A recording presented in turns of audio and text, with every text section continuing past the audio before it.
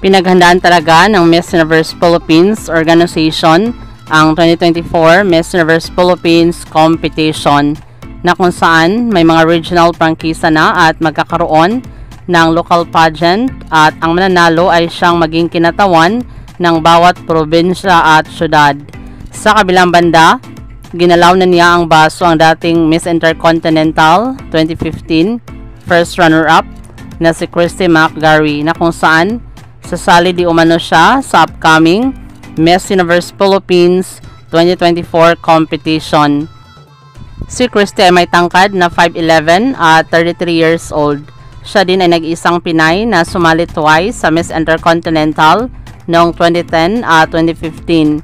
Samantala, ito ang mga pageant na kanyang sinalian: Mutya ng Pilipinas 2010 winner, Miss Intercontinental 2010 top 15 finalist, Top Model of the World 2010 top 15, Binibining Pilipinas 2015 Intercontinental, at Miss Intercontinental 2015 first runner-up.